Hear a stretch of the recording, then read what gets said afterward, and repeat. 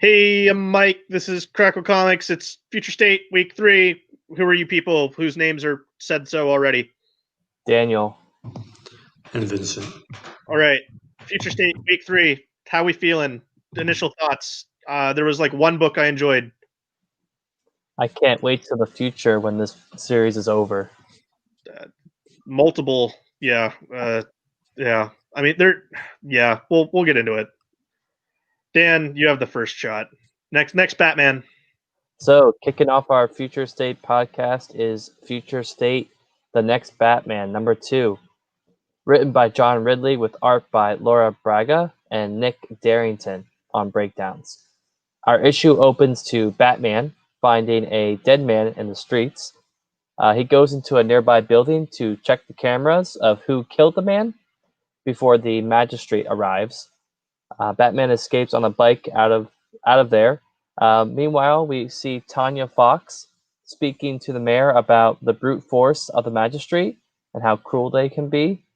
And we then go back to Batman, where he is stuck in a storage crate in a shipyard, where he had his friend Vol, I don't know how you pronounce that, give him an update on the dead victim that he was looking at earlier. Batman tracks down the killers and finds out that they are a couple, and the dead man that they killed was actually someone that killed their daughter.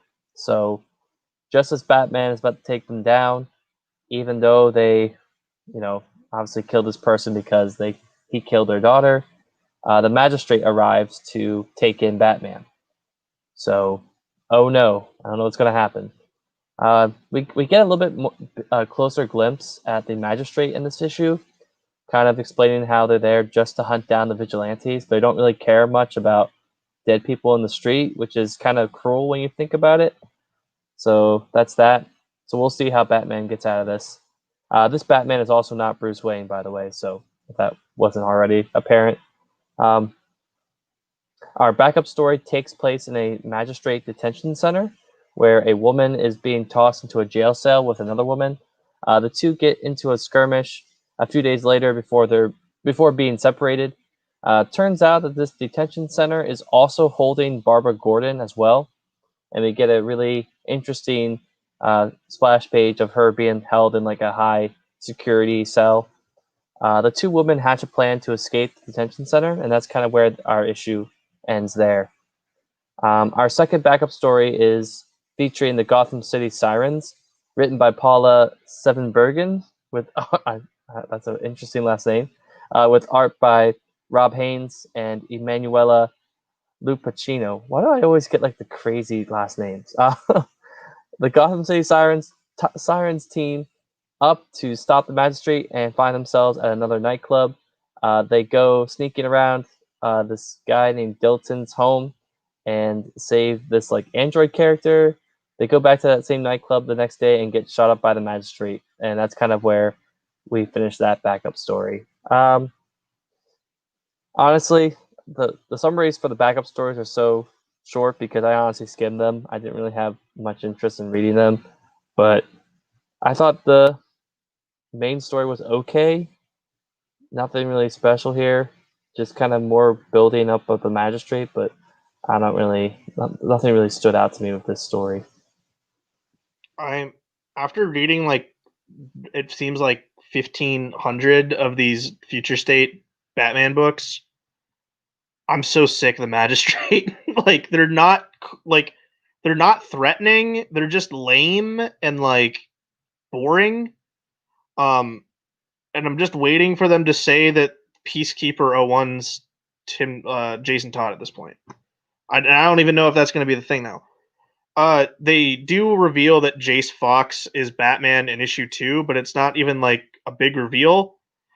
Something happened between issue 1 and issue 2. It seems where like because issue 1 it was played up as like who is Batman, and then issue 2 it's just like no, it's Jace because you already know it by now. I'm wondering if that got changed. Because that's definitely how it seems. Also, it's a 4-issue series. We couldn't get Nick Darrington to do 4 issues.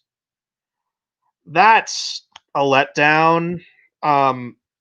Dan, you didn't point out that the two women in the Batgirls backup were Cassandra Cain and Stephanie Brown.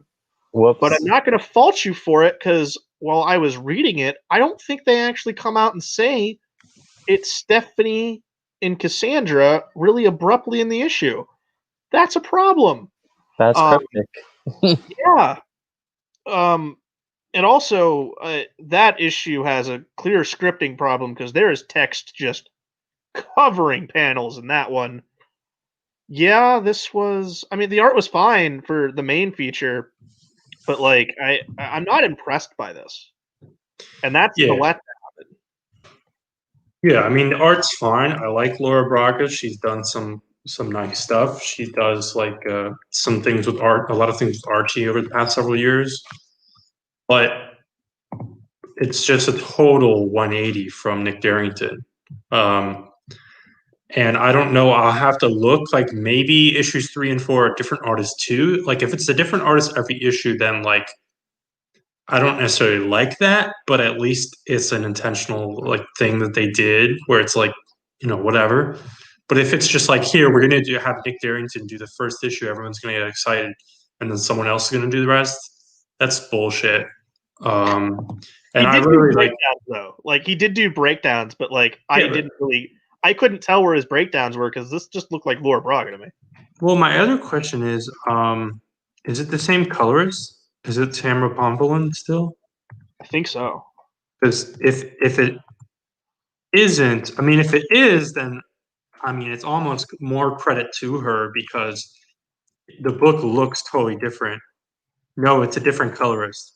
Okay. So, honestly, if anything, I feel like, to be totally honest, I almost feel that I'm more disappointed that they switched the colorist Yeah. than the actual artist because that was, especially in the scenes where Batman is actually out, patrolling and stuff. Yeah. That's what made that first issue so amazing. It had that kind of like year one with a little bit of a modern, like neon futuristic twist to it.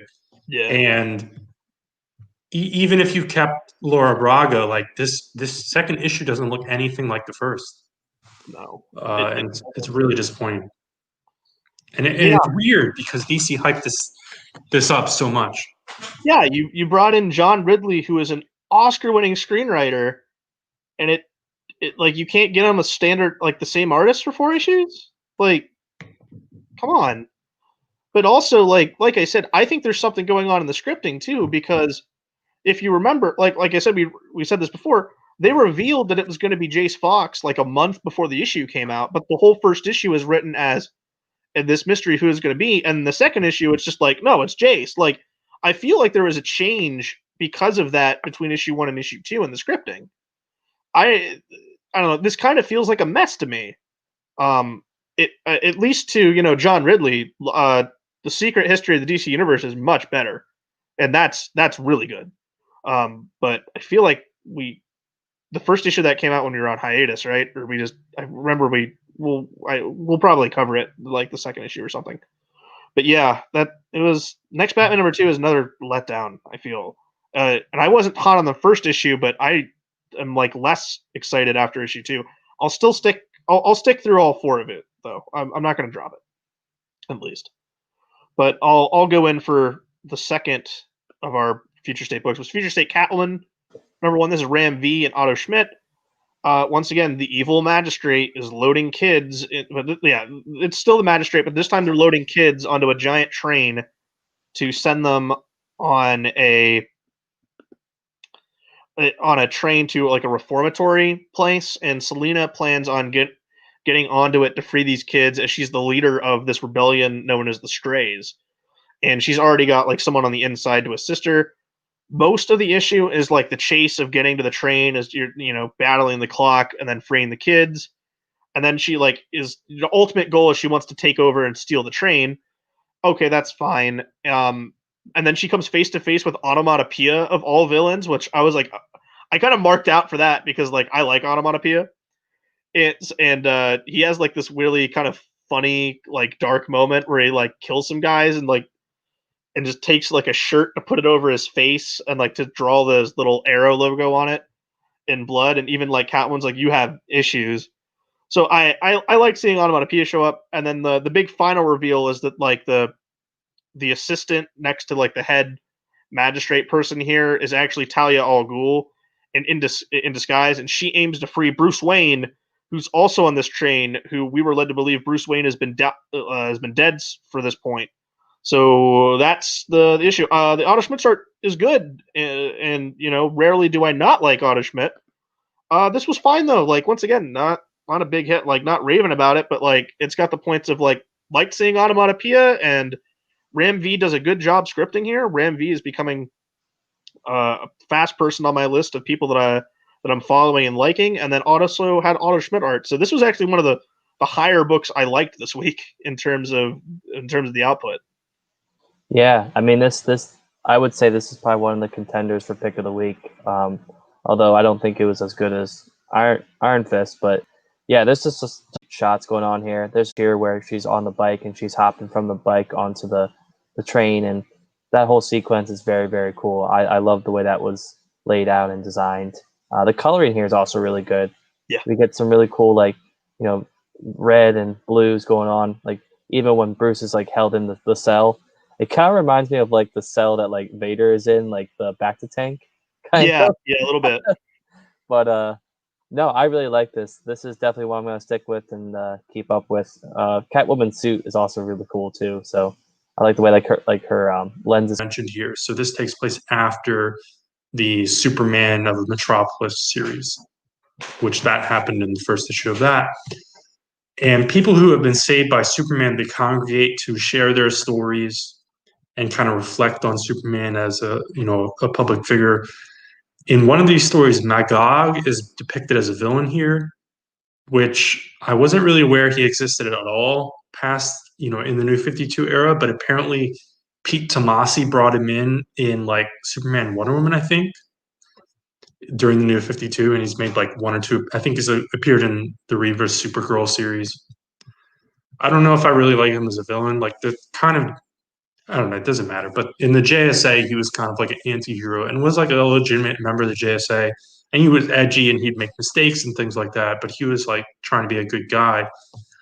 And I feel like this, making him just like the generic villain to show in flashbacks, it's kind of, I don't know, whatever.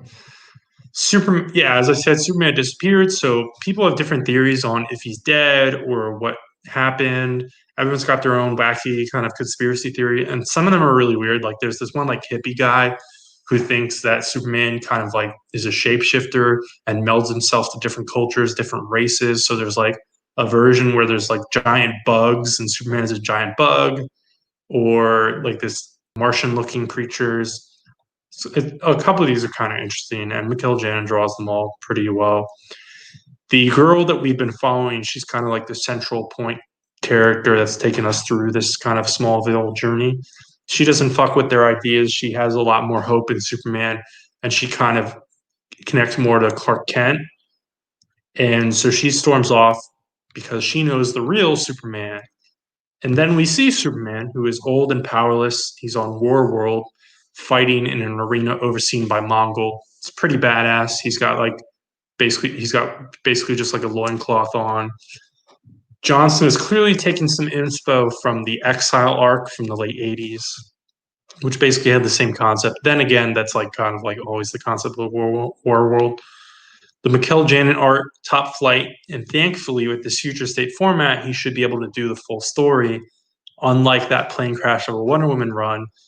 But literally at the top of the show, we talked about this, arguable plane crash of the next Batman. So hopefully Mikkel Janin draws the second issue of this series. Now, there are multiple backups, and I'll try and get through these a little bit, but I kind of have like a mini rant in here. So Mr. Miracle, Brandon Eastman, Valentine Delandro.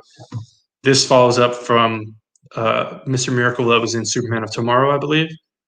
The editorial note says, Superman of Metropolis, and the editorial note says this takes place after the second issue of that series, but that hasn't come out yet. So I don't know if it's a typo or if we're supposed to read this ahead of time and then know that when that issue comes out that it's before this, or I'm really confused by that. But this story clues us in that there's a couple years time jump, this backup story, not the main story, clues us in that there's a couple of years time jump between the John Kent book and this. Mr. Miracle is on Warworld suddenly, and he runs into Midnighter, who references the Authority. And so here's my little rant. I don't think DC can ever sell the integration of the Wildstorm universe fully into the DC to me. And I'll get back to that in a second. But Mr. Miracle runs into a bunch of ships next, and I don't know, that's supposed to be a big thing at the end of the story. The art was nice, especially early on, where there's kind of these like dark scenes, but Mr. Miracle kind of glows or like illuminates, and the colors in particular really shine there. But to my earlier point, I kind of, as I was reading this, which is a Mr. Miracle story, it's not even a Midnighter story, there is a Midnighter story that I'll get to in a second. But I kind of had this like total detour, and I have a little theory to throw out there. So I feel like there's a level of world building with shared universes where once you reach that, like once every character and the world and the universe are all connected or built up to a certain extent, then it's very difficult to merge it with others. Like DC could pull in Plastic Man, Captain Marvel, Blue Beetle, respectively from Quality, Fawcett, Charlton. And honestly, you could go all the way back to like 1940 because technically Batman and Superman are from a different company than Wonder Woman, Green Lantern, and Flash. That was a merger. But, those weren't entire, like, fully developed worlds with all kinds of interconnected systems. Even though you can argue, all those characters I mentioned have had issues with DC's integration of them and keeping them, consistent and everything like that. You can even maybe integrate Milestone, which is mostly confined to a single city. But Wildstorm has an entire set of lore and history with the Cherubim and the Daemonites, these alien races that have integrated into humans, things like that. And then there's the entire premise of the Authority, which just to me is not remotely compatible with a world where the Justice League exists. They like don't match up at all unless you nerf the Authority and completely get it away from its original premise. But and it's not just Wildstorm. Like you could never, in my opinion, merge Marvel and DC, where you have conflicting pantheons of gods, different ideas of the underworld, systems of magic, ideas on the origins of super abilities, as far as like metahumans, mutants. So I really think DC should just give up trying to merge Wildstorm and just let it be its thing in the corner. I'm just never going to buy Grifter hanging out with Batman. Now, the actual Midnighter story by Becky Cloonan and Gleb Melnikov, Speak of the Devil. There's also co-writer Michael Conrad, who I've never heard of, but I think he's like Becky Cloonan's new co-writer to help her out with stuff. Midnighter is doing a mysterious mission that he gets from an anonymous talking box. He ends up finding Apollo. The art actually in this story has some insanely cool moments here from Melnikov. The color, as well as the colorist, and even moments for the letter to shine. That said, to my earlier rant, I don't think I care. And then finally, in this humongous book, a fourth freaking feature, Black Racer by Jeremy Adams and Sia This time, the Black Racer is a teenage girl who races mechas, which kind of reminds me of Alita Battle Angel. She does have some connection to the OG Black Racer, the New Gods. Maybe she's his daughter, but it's not remotely explained here, and her powers aren't clear beyond escaping death, which I guess is kind of the whole Black Racer point in the first place. There's not much to grab onto here in this story. I think it is another one of these continuing stories, so I'm a little bit intrigued. I think it was definitely an intriguing character introduction, at least. And finally, I will turn it over to my co-host. All right. Well, I didn't read the backups. I flipped through them, and I have to say, to your rant, if that's what we're going to call it, I think the Wildcats could be absorbed in. But I fully agree. Like the Authority just does not work in the DC universe. It doesn't. I think the Wildcats I'm fine with, but in like small doses. But I'll at least I'll mention this. Death Metal brings forth where we literally have an omniverse now. Why can't the Wildstorm universe just be one of those infinite worlds now that they can just set everything off on that own end, and then you can always just have them, cross over through shenanigans. Like they don't have to be part of the DCU. I'd rather have the Milestone universe integrated before Wildcats or slash Wildstorm, to be honest. But focusing on the Superman story, this is really good. This impressed me. I don't know much about Philip Kennedy Johnson's work, but this whole story to me basically shows that okay, he understands Superman, and that's what I want going forth for his proper run. And the whole story reminded me a little bit of the I think it's based on a single issue, but also it's an episode of Batman United series where all the kids are sitting around talking about the different versions of Batman or who they think Batman is, and you see all the different art styles. Like one is Dark Knight Returns, essentially. That was kind of like what this is to me, because there's that one person there that thinks Superman's cool just because he has a lot of powers, and speaking to people like that before, it is funny to see that person just like shown that they're wrong on the page to me. At least that's how I read it. But no, this is really good, and like the Mikhail Janin art was great, and like even like Superman on Warworld, it was pretty badass because like we see Mongol there looking like cool and imposing, and he's like throwing these other people, and Superman's still like, "Hey, what's your name?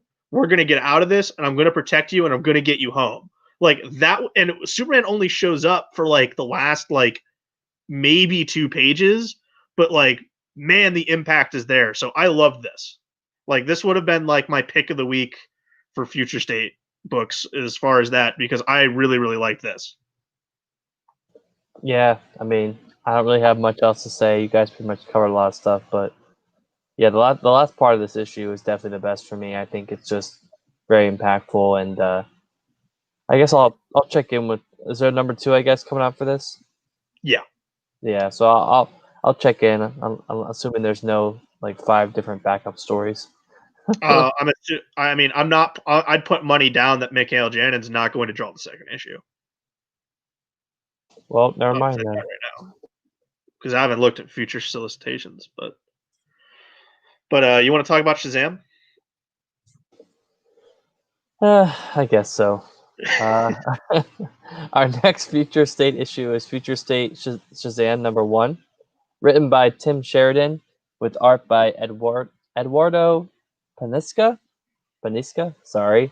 We opened to Shazam talking about how everything went to hell before waking up from a nightmare that he had, I guess. In present day, we see Shazam is leading a JLA group out of Detroit when the group receives an alert that Giganta and Manhunter, a Manhunter robot, break out of prison and break out this character called Creeper as well. The JLA show up at the prison to confront the group, and they make quick work of everyone except for Creeper, who they find covered in blood, dead on the prison floor. Turns out someone is framing the attacks and killing these people with knives. Billy tells everyone to ignore it. That's not a big deal. That they'll figure it out, and they have to focus on, helping out the world. Meanwhile, in Philly, bad things are happening. Billy is talking to Johnny. This guy named Johnny. I don't really know who he is. I apologize for not knowing my Shazam stuff. And he's telling him that he needs to cover up something. Billy then wakes up in his bed all bloody, and then the JLA group actually accuses him of the killings that have been going on with these people, like Creeper. We then get a flashback to Shazam meeting, his child self in this hellish area before flying off and actually leaving the young child version of himself strapped to this weird contraption about to get eaten alive by these demon characters. This is the very first issue. This is my very first Shazam issue I think I've ever read. So forgive me for not knowing a lot of the characters and stuff like that. I say that a lot with DC, but I don't know. This is all right. I don't think I'm gonna stick around for another issue, but it was all right. that you had me at this character called Creeper. I don't know who that is. I What? read more DC books, Dan. I'm sorry, I'm trying. To be fair, I have no idea who Johnny could be. Yeah, I don't know who Johnny could be. I didn't read this books. I think it may just be a complete no-name character, but since you don't have familiarity, you assume that it's someone of significance. Yeah. Well, no, it's like when Dan sees Detective Chimp, but he only sees him referred to as Bobo and writes him as Bobo. So, like, if I didn't read his book and just heard him say about the book, and he was like, oh, and then Zatanna and Bobo show up, and I'm like, I don't know who Bobo is. So I'm wondering if it's like one of those situations where like it's a clear like cut, like I know who that character is, and I just don't know. But I didn't read the book. Anyway, I do have to ask a question. Did this character called Creeper, did they have yellow skin and green hair? Because now I want to know if it was like the Creeper that me and Vince know, or just some weird future state version of the Creeper. Yeah, I think he did. Okay. Yeah, it's the Creeper, but I question if the thing is like the Creeper got really fucked up in the New 52. I think Ann Nesenti did like a Villains Month issue. Somehow the Creeper was a Villains Month issue. I don't know. Okay. I'm pretty sure the Creeper is totally screwed up in the New 52 and they never fixed it. So I'm actually kind of curious if that's the case here or if it's a fixed version. But who knows? But our next book All right. is Immortal Wonder Woman #1 by Becky Cloonan and Michael Conrad again, and art by Jen Bartel. At least this is the main story. The opening caption is impossibly long ago in the distant future, which of course makes no sense. It kind of reminds me of the silly Star Wars tagline, but that one technically can make some sense. Coincidentally, Diana is visiting the Batcave and chats with Force Ghost Batman. He gives her a pep talk. I don't really know how this works. Why is Batman a Force Ghost? Is this literal? Maybe she's imagining this. And she takes his utility belt and puts it on, and for some reason that's a big deal, and I never understood why. Jen Bartel draws Batman's ears in a way that's really distracting, and I'm talking about his literal ears, not the cowl ears, where like it I can't think of what to compare it to, but like they really stick out through the cowl. It's really distracting. There's a little New Gods interlude, and then it wraps around later, and I just can't take it seriously at all. Like Darkseid, Big Barda, and Orion are written just ridiculously in here, and Darkseid just gets even more ridiculous. I also don't like Jen Bartel's Darkseid. I guess she's probably using the Jim Lee version as her model sheet, as opposed to the Kirby version, which is the only acceptable version of Darkseid that should ever exist. So, and particularly, like, if I didn't pull up the Jim Lee version to compare. I imagine that's what she's doing, but even so, within her style, it just looks kind of weird. But he has the anti-life equation because I guess the universe is ending and Apocalypse blew up, and he's hurtling towards Earth. Wonder Woman also has Swamp Thing there, who's like really weak, and he's a rooted tree. Then an old ass Superman appears out of nowhere, and I don't like his design either, basically anything about it. And then Darkseid seems to be winning the fight. This main story was kind of a snooze, and again, unlike in our main segment this week, unlike Iron Fist, I had high hopes going into this book and was severely disappointed. I've seen some chatter online, and this is just maybe this is a different discussion. Mike may have thoughts on this, but the whole idea of this is Immortal Wonder Woman. Wonder Woman is still around because technically, through the lore, the Amazonians are supposed to be immortal. Assuming they don't get killed, but like they don't grow old, even though like that's never 100% made sense because oftentimes, especially in not closely monitored adaptations. Hippolyta is always shown as older than Diana, and obviously we see Diana as a child. So like, do all the rules apply to her when she had a different birth from all the other ones? It's never 100% clear, but theoretically, Diana should live forever and not. She doesn't grow older. She doesn't. Her hair is never going to turn white. There's hundreds of contradictions to that. But on the other hand, Superman, there's nothing in his lore that says he's supposed to live forever. And in a lot of continuities in the future, he is dead. But in a lot of continuities, he does live forever. And usually, at least when they do that, there's usually some, silly Superman explanation where, like, oh, he was like meditating directly in the middle of the sun for thousands of years, so that's why he's still alive. Like, obviously, our version of Superman is still alive in the year 1 million in Grant Morrison's stories.